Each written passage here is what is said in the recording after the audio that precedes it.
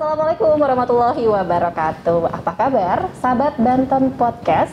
Kita kembali lagi tentunya dalam Banten Podcast.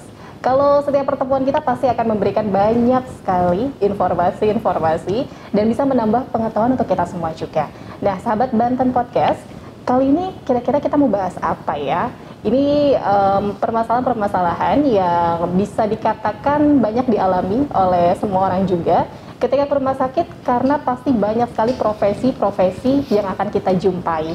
Tidak kalah penting juga saat berada di rumah sakit kita akan bertemu dengan profesi dari administrasi dan juga keuangan ya. Kalau ngomongin administrasi pastinya udah terlintas nih ya, kira-kira mulai dari awal pendaftaran dan yang lainnya sampai masuk ke kamar rawat inapnya sendiri seperti apa. Nah, kita akan membahas bersama dari RSUD Dr. Derajat Prawira Negara. Sudah hadir bersama kita narasumber yang luar biasa, yang segar sekali. Apa kabar Ibu Encup, sehat ya Ibu ya? Baik. Ini adalah Ibu Haja Encup Supliha, SKM MMKes, wakil dari Direktur Umum dan Keuangan RSUD Derajat Prawira Negara. Ibu, ini kita ngobrol santai-santai aja ya terkait dengan administrasi. Boleh dijelaskan dulu nih Bu, untuk sistem administrasi di RSUD sendiri ini seperti apa Bu? Baik, terima kasih Mbak Citra ya. Alhamdulillah hari ini kita bisa ketemu di Betul. sini. Walaupun sudah siang tapi kita harus tetap semangat ya. Jadi administrasi di rumah sakit itu semua ruang lingkupnya luas sekali. Ini arahnya ke pasien ya administrasinya ya. Jadi semua pasien yang masuk ke rumah sakit itu banyak administrasi yang diselesaikan, terutama untuk pasien-pasien yang punya BPJS atau asuransi ataupun dengan Jamkesda. Itu ada administrasinya. Jadi mereka datang ke sini kita sesuaikan dengan regulasi Permenkes nomor 5673.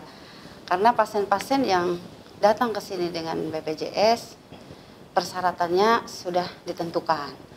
Jadi mereka datang dari pendaftaran dengan membawa kartu keluarga, KTP, serta kartu BPJS sendiri. Itu untuk BPJS. Tapi kalau untuk pasien Jamkesda yang ada, tapi khusus untuk masyarakat Kabupaten Serang ya, itu khusus masyarakat Kabupaten Serang, itu bawa KTP dan kartu keluarga serta surat keterangan dari desa dan kecamatan yang sudah di ACC sama Dinas Sosial dan Dinas Kesehatan.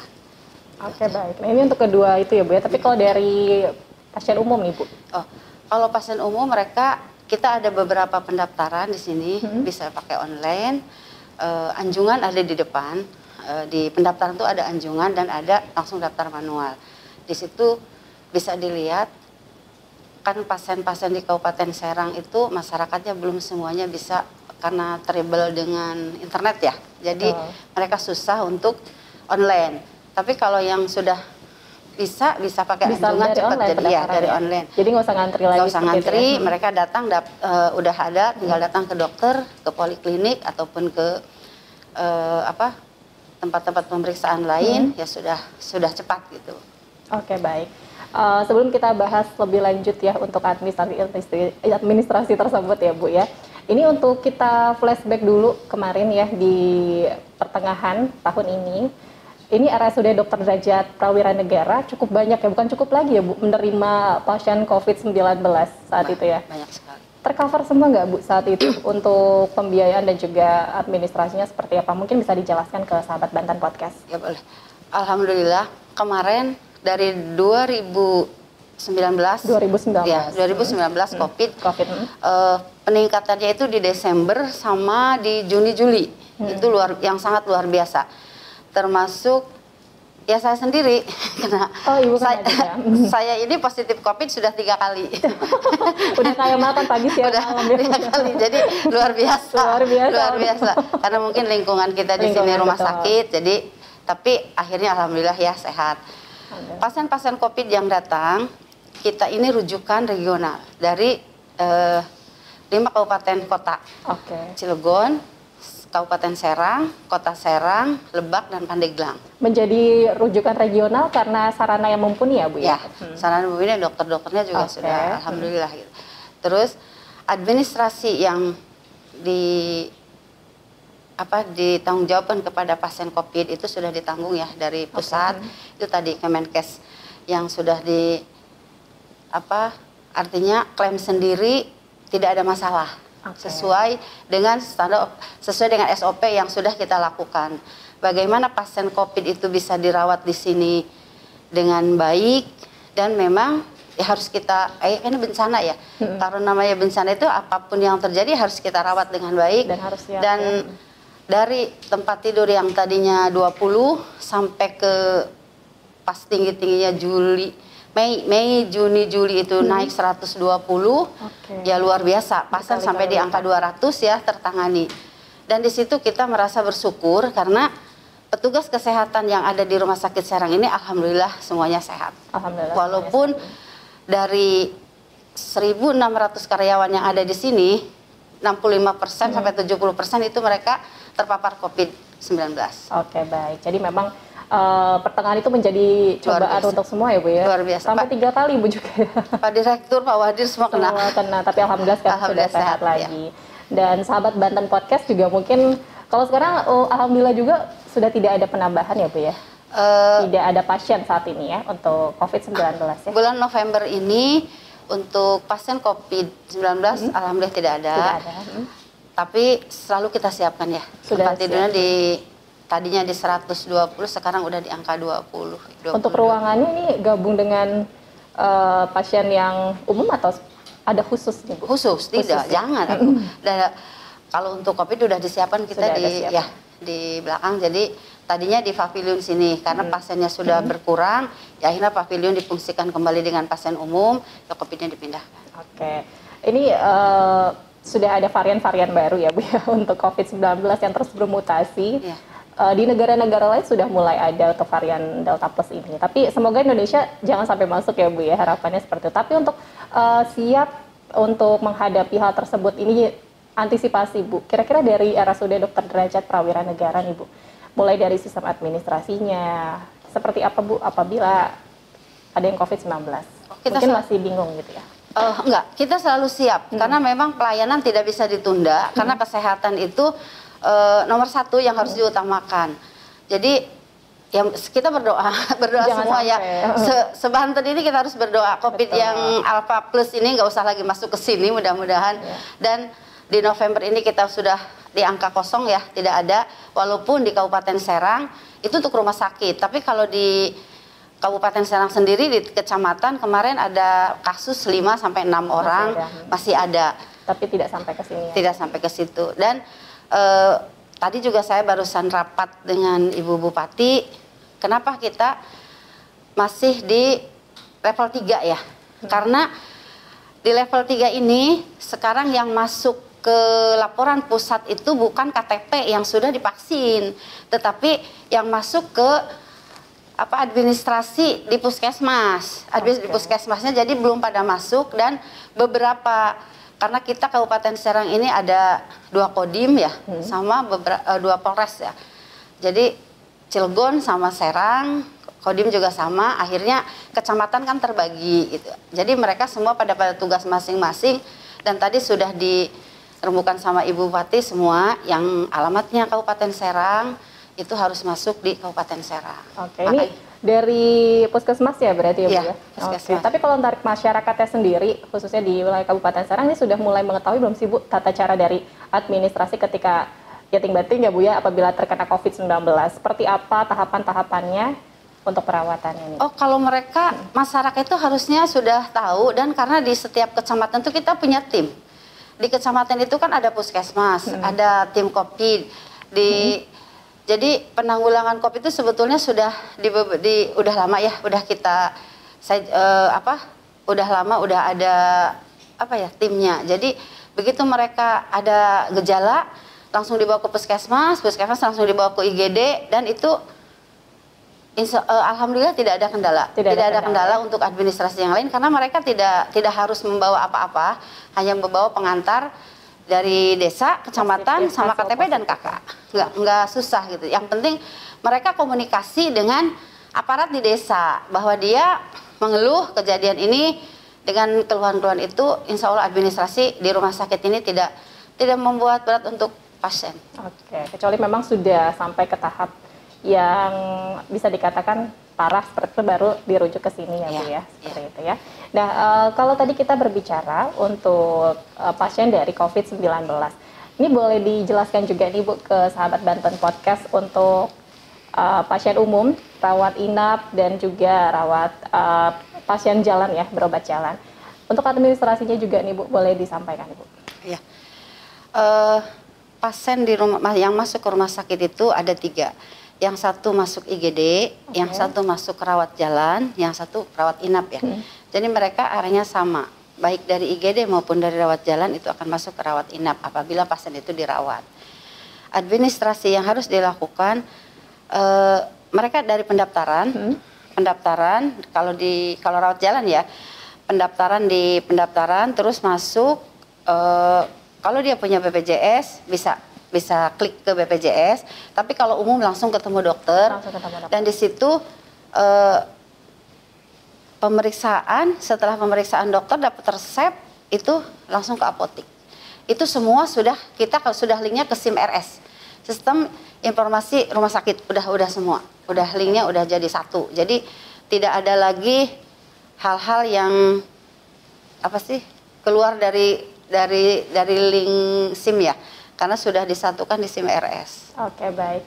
Kemudian dari pendaftaran ini sudah bisa dari online juga ya, tadi seperti yang Ibu sampaikan. Ini caranya seperti apa? Haruskah mengunduh aplikasi atau seperti apa nih? Ada mengunduh aplikasi, sebetulnya sudah ada di IG rumah sakit sudah ada. Nah, bisa di follow juga ya. Di follow itu ya sekalian ke masyarakat Banten ya. Kalau ada ini IG rumah sakit tolong di-follow supaya di situ pelayanan kita sudah terekspos semua. Jadi dokter-dokter yang siap di sini karena kita sudah rumah sakit tipe B, di sini sudah siap. Termasuk bulan kemarin kita membuka pemeriksaan operasi ISWL batu ginjal ya. Itu kemarin sudah dilakukan, alhamdulillah pasiennya selamat. Oke, baik. Batu ginjal tadi Bu sudah selesai dan alhamdulillah selamat. Oke, baik. Nah, kalau tadi dari pendaftaran bisa cara online. Kalau untuk pembayarannya bisa non cash atau harus cash nih Bu untuk pembayarannya sendiri? Kita sudah lagi proses ya dengan bank BJB, pokoknya bank yang ada di Banten deh. Bank yang ada sudah proses. Ada sekarang ini masih tunai ya. Ada juga administrasi yang lain mungkin karena itu kan harus diurus ya dengan SPO segala hal-hal ini, karena pembayaran kita usahakan tahun depan itu semua udah non tunai. Karena memang sekarang ya kita usahakan tahun depan udah non tunai semua. Sekarang udah mulai non tunai semua rata-rata pembayaran itu. Iya. Ada beberapa udah bisa, tapi belum semuanya. Jadi sekarang lagi kita proses tahun 2022 itu kita laksanakan dengan non tunai. Oke, baik. Ini semoga lancar nih tahun depan. Pastinya ya jangan sampai sakit juga ya Bu. Ikut memudahkan lah ya seperti itu untuk pembayaran. Oke Ibu, ini untuk berbicara juga tentang pasien atau masyarakat yang menggunakan BPJS ya. Untuk saat ini lebih banyak BPJS atau yang umum nih Bu untuk di RSUD sendiri? Untuk 2 tahun sekarang ini setelah ada COVID mungkin masyarakat masih merasa takut ya masuk ke rumah sakit, dan masih ada beberapa persen. Biasanya kita dalam 1 hari pasien rawat jalan itu di angka 1000.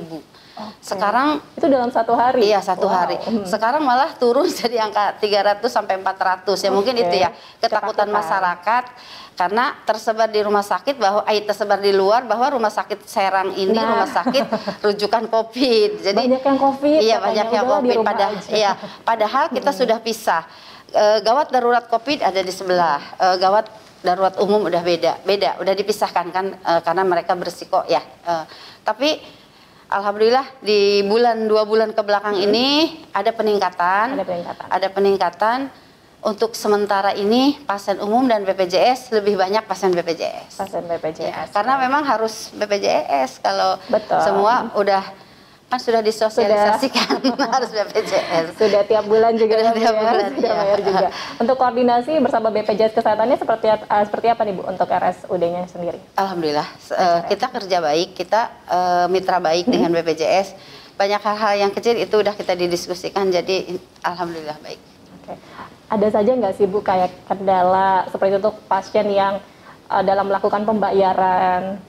Ditemukan nggak Bu kasus-kasus seperti itu? Ada ya karena ketidakpahaman masyarakat untuk mereka kadang-kadang masuk ke rumah sakit BPJS-nya itu telat, tidak terbayar ya. Mungkin karena dia selama ini sehat, akhirnya tiba-tiba sakit. Iya tiba-tiba sakit, BPJS-nya tidak bisa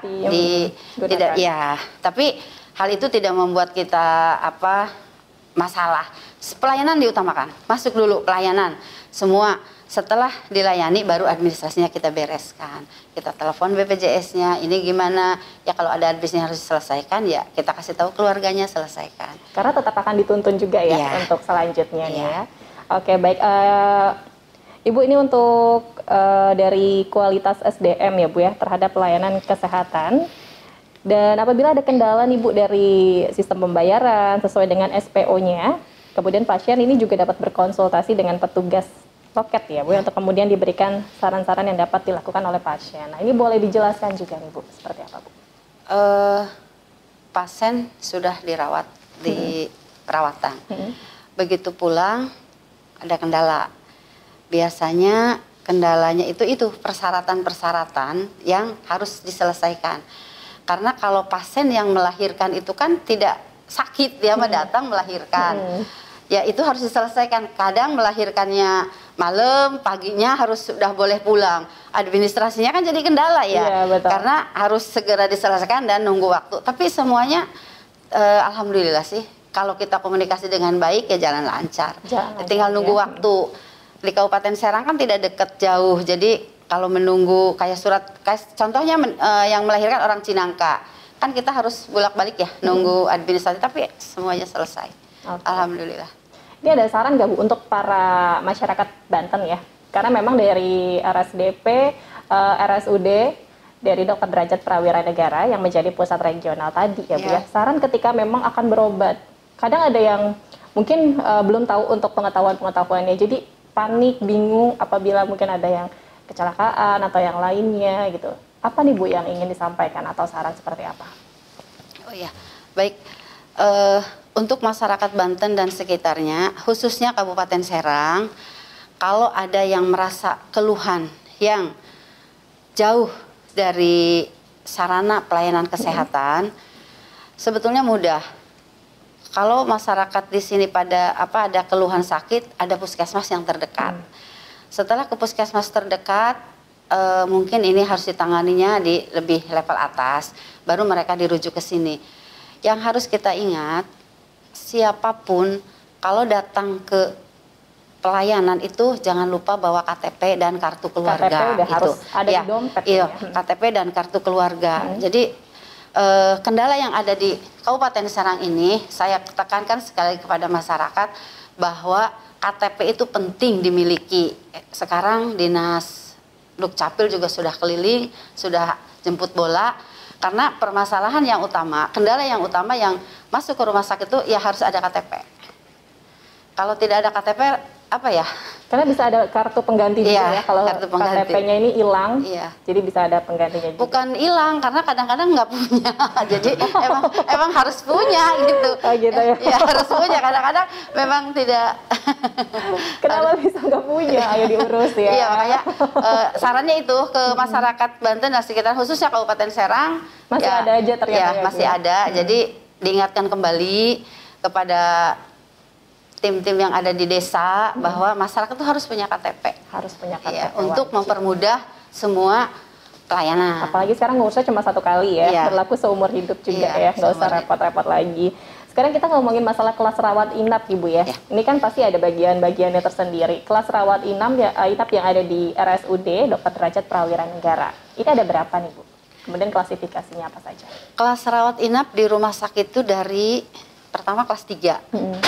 Kelas 3, kelas 2, kelas 1 sama VIP dan VIP. Oke.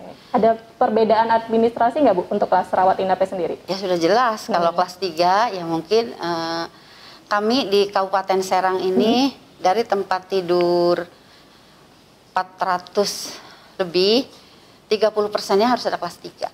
Oke. Itu kelas 3 itu karena kita sosial ya. Rumah sakit kan harus betul-betul yang ada di Perda itu adanya di kelas 3. Kelas 3. Ya. Dari 400? Dari 446 itu. Oke, baik. Selanjutnya untuk kelas 2-nya sendiri Bu, ini ada berapa jumlah? Kelas 2 ada kelas 2 itu ada 4 ruangan yang sekarang disiapkan di rumah sakit. Sama karena kelas 2 kelas 1 ada sama 4 ruangan. Pavilion ada 3, VIP ada 2. Ada 2 ruangan. Baik. Kalau BPJS sudah sesuai dengan kelasnya ya? BPJS sesuai dengan kelas. Semua kita siapkan. Karena BPJS kan sampai kelas 1. Ya. Jadi sudah kita siapkan semua. Sekarang kan udah serba media sosial ya Bu ya. Semua orang kayaknya hampir pakai Instagram. Dari yang paling kecil, TikTok mungkin. Jangan deh kalau TikTok ya. Sampai yang dewasa sudah menggunakan Instagram. Kalau dari RSUD Dr. Derajat Prawira Negara nih Bu. Instagramnya boleh dikasih tahu nggak nih sama sahabat Banten Podcast. Supaya nanti bisa ikut follow, mengetahui informasi-informasi dari RSUD Dr. Derajat Prawira Negara. Oh, boleh. Kita sekalian pemberitahuan kepada masyarakat Banten khususnya Kabupaten Serang, kita di RSDP ini sudah punya Instagram RSDP Kabupaten Serang. Boleh di-follow. Di situ bisa dilihat informasi-informasi pelayanan yang ada di RSDP. Oke, ini silakan follow ya, sahabat Banten Podcast. Jadi RSUD Dr. Derajat Prawira Negara ini selalu update untuk segala informasi, bukan hanya tentang kesehatannya, tapi juga untuk administrasi dan yang lainnya ya. Oke, Bu Ncup, ini kita bahas lagi untuk RSDP sendiri ya. Ini kalau dari kelas rawat inap nih Bu, ini pasti ada tingkatan-tingkatan tersendiri ya. Seperti apa nih Bu? Ada perbedaan administrasi kah di dalamnya atau seperti apa? Oh, tentu ada. Di sini tempat tidur yang tersedia di rumah sakit Serang di RSDP ini yaitu ada 446 tempat tidur. Itu dibagi beberapa klasifikasi antara kelas 1, kelas 2, kelas 3, VIP dan VVIP. Di situ juga sudah terbagi lagi di mana untuk pasien VVIP itu tersedia 2 tempat tidur. Kalau untuk pasien VIP sendiri ada 35 tempat tidur. 35 untuk VIP ya. Untuk pasien ruang perawatan infeksius itu disiapkan 9 tempat tidur. Dan untuk pasien kelas 1 72 tempat tidur. Untuk pasien kelas 2, 82 tempat tidur. Untuk pasien kelas 3, 153 tempat tidur. Karena di sini masih ada, kita siapkan, walaupun COVID ini sudah tidak ada, ya kita siapkan untuk perawatan COVID, ada 19 tempat tidur. Masih ada khusus di ruang tulip. Dan ICU-nya sendiri kita siapkan untuk COVID ini ada 3 tempat tidur. Ada 3 tempat tidur. Ya. Oke, Bu, ini dari semua kelas-kelas tadi yang sudah disampaikan Ibu ya. Setiap harinya selalu penuh atau seperti apa nih Bu? Karena sekarang udah ada penurunan angka juga ya Bu ya untuk yang pasien umum dan juga bor kita untuk minggu-minggu ini memang di angka 60%. Ya karena itu tadi pasien masih masyarakat masih takut untuk masuk ke RSDP karena ya takut masih ada COVID. Padahal sudah tidak ada. Untuk masyarakat Banten Kabupaten Serang di rumah sakit Serang ini sudah aman. Sudah aman. Jadi kalau lagi sakit gak usah takut tambah gak sakit. Usah takut. Datang saja ke sini. Katanya gak enak badan gitu, demam, ada aja ya pasti ya Bu. Terus akhirnya udahlah di rumah aja, takutnya nanti ketularan COVID dan yang lain. Enggak ya Bu ya? Insya Allah tidak ada. Kalau ada keluhan kami akan layani dengan baik.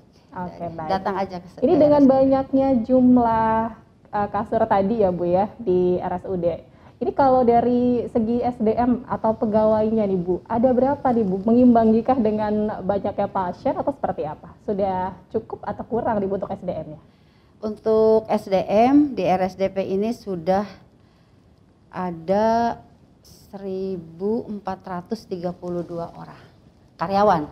Di situ bisa Sudah semua ini Bu ya? Sudah semua. Di situ ada pegawai PNS dan pegawai non PNS. Pegawai PNS-nya ada 600, sisanya non PNS. Ini pastinya sudah bisa mengcover pasien-pasien ya? Insya Allah. Kita sudah siap. Berbicara juga tentang SDM ini Bu ya, untuk sumber daya manusia pada rumah sakit umum ini ada klasifikasinya tadi. Untuk klasifikasi kelas A, B dan juga C untuk SDM ini meliputi apa saja nih Bu? Kalau untuk SDM-nya di kelas di RSDP ini sudah semua terpenuhi ya, termasuk ada tenaga medis, tenaga psikolog klinis. Di sini ada beberapa tenaga keperawatan, tenaga kebidanan, tenaga kefarmasian, tenaga kesehatan masyarakat, tenaga kesehatan lingkungan, gizi, semua terapi fisik yang di depan juga sudah kita siapkan. Keteknisian medis, teknik biomedika, kesehatan lain, tenaga manajemen rumah sakit, tenaga non kesehatan.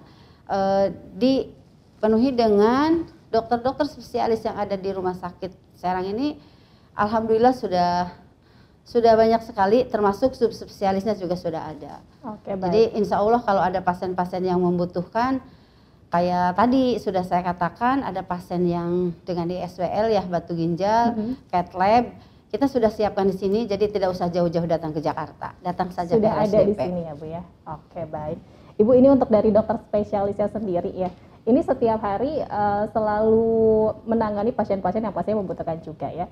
Pernah tidak sih Bu sampai bisa dikatakan kekurangan gitu Bu, karena saking banyaknya pasien-pasien ya Bu? Kan dokternya sudah disiapkan. Sudah disiapkan. Jadi ya. kalau contohnya dokter ortopedi, mereka ada 4. Jadi yang 2 yang 1 di poli, yang 1 operasi, yang 2 fisik. Kita sudah diatur sedemikian rupa, termasuk dokter-dokter spesialis lain. Oke, baik. Bu, ini terakhir mungkin yang ingin disampaikan juga ya untuk sahabat Banten Podcast terkait dengan administrasi dan juga keuangan Ibu. Kira-kira apa nih Bu yang ingin disampaikan? Silakan. Sekali lagi saya ingatkan kepada masyarakat Banten, terutama Kabupaten Serang ya, untuk administrasi keuangan yang ada di RSDP. Kalau pasien masuk ke rumah sakit ini ada beberapa, ada yang memakai umum, ada yang pakai BPJS. Semua kita layani dengan baik asal semua persyaratannya sudah disiapkan. Yang paling penting KTP tadi ya? Ya, KTP dan KK. Kendala-kendala itu akan terhindar apabila masyarakat di Kabupaten Serang ya melakukan apa sesuai regulasi yang kita pakai di rumah sakit. Oke, baik. Ibu, ini terima kasih banyak loh ya untuk waktu dan juga bincang-bincang kita. Dan pastinya ini sangat-sangat membantu juga untuk sahabat Banten Podcast yang ingin berobat ke RSUD Dr. Derajat Prawira Negara. Jadi nggak usah bingung lagi ya Bu ya untuk administrasinya, karena di depan saja sudah ada langsung pendaftaran.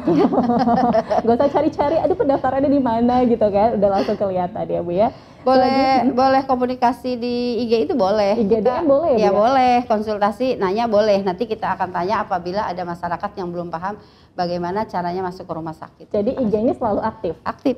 DM masuk sering ya berarti Bu ya? Banyak yang ada beberapa yang harus kalau ada yang bertanya kita jawab. Dokter siapa hari ini kita jawab. Oke, baik. Terima kasih banyak ini Ibu untuk waktunya. Ini pastinya sangat-sangat memberikan informasi dan pengetahuan juga untuk kita semua ya.